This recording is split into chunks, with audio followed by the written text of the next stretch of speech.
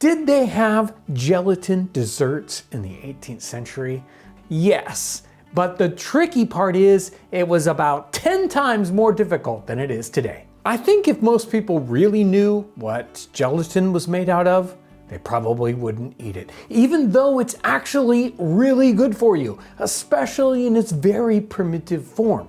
The kind of gelatin that we would be making here in the 18th century kitchen is one that is full of nutrients and wonderful things for you. So we are celebrating the 250th anniversary of the United States, and I wanted to make something decorative with this week's episode. And so we are going to take our gelatin that we're going to be making and trying to do a red, white, and blue dessert. Did they do that in the 18th century? I mean, really? Of course they did things like that. They loved making dishes that were colorful and decorative, as well as hopefully yummy. We'll see about that part.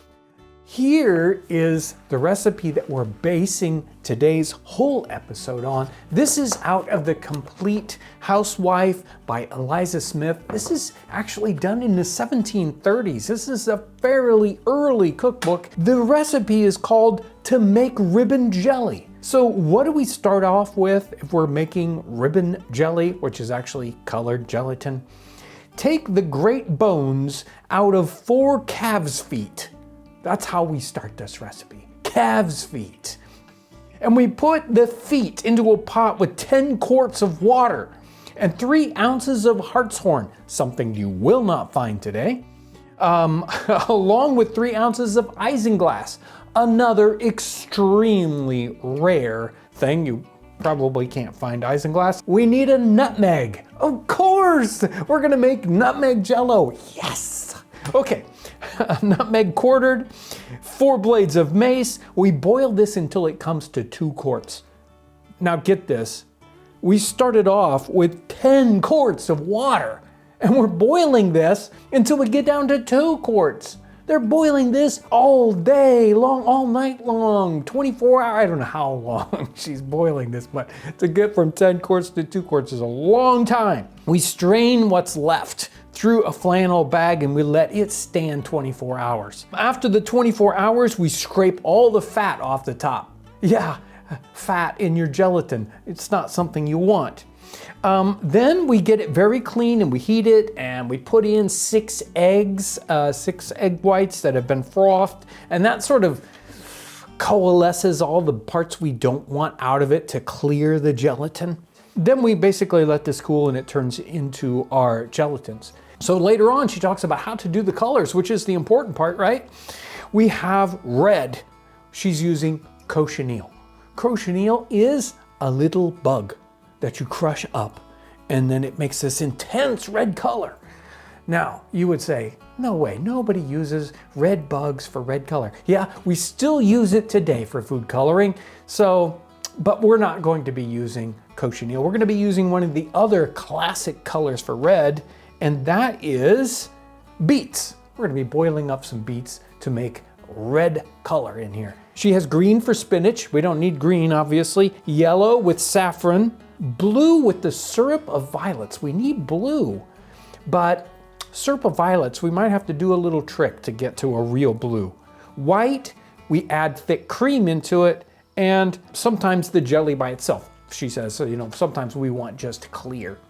So we've got a lot of challenges today for us. I think though we will have to kind of skip ahead and use regular store-bought gelatin for the latter part, but we'll try to get there. And we're gonna try to get some red, we're gonna try to get some blue. The recipe calls for calves' feet, and that is the classic for this. It's what you'll see in most of the recipes in the 18th century. Unfortunately, if you just go around to your local butcher and ask for calves' feet, they'd look at you like you came from another planet. Or at least that's what they did to me.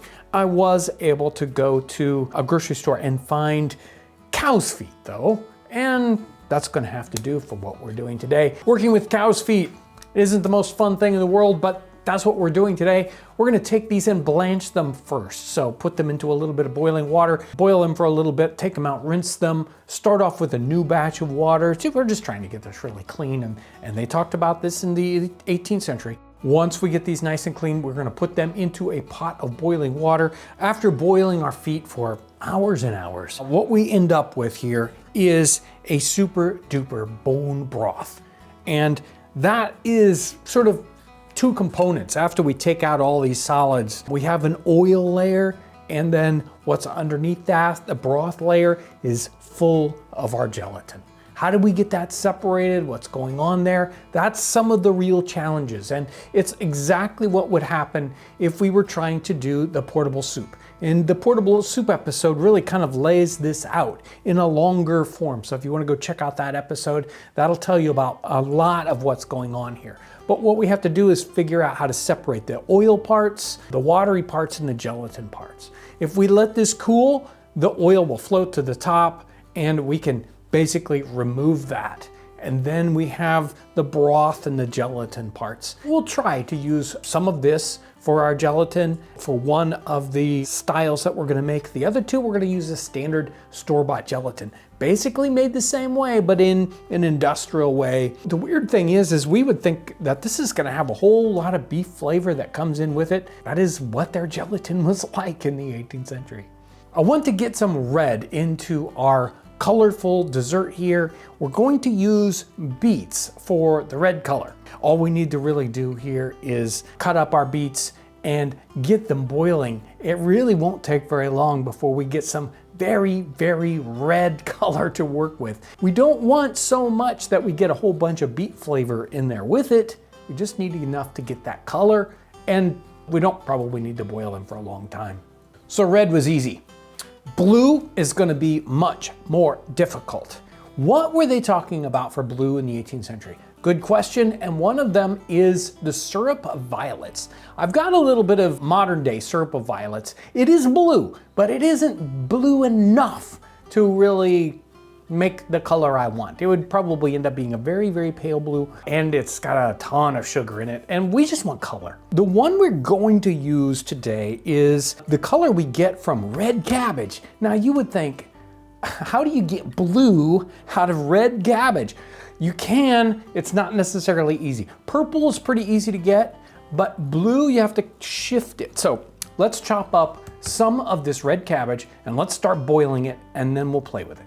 So here's our syrup of violets. It's an interesting color. It's not blue, it's a little purple. This is what I literally just dipped out of this pot of boiling red cabbage. And the blue is good. Interestingly, it really depends on red cabbage. Either is purple or blue, depending on kind of the chemistry of the water you're using, maybe even the cabbage itself. This will turn purple if it's acidic. But if you want to turn it back to blue, you can add more base. So today we would use something like baking soda, sprinkle that in, it will turn it back to blue. They probably would have used something like potash, potassium carbonate. It does the same thing. We've got some modern gelatin here that we're going to work with on a couple of these colors just to speed up the process. Follow the directions on your packet. What we want to do here is to use our unflavored gelatin and to mix it with our color first to get it to bloom before you add the boiling water to it.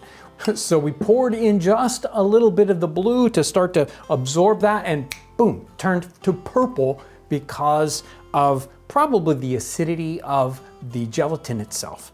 So we're gonna add a little bit of baking soda, stir that in, and you can watch it slowly go from purple back to blue.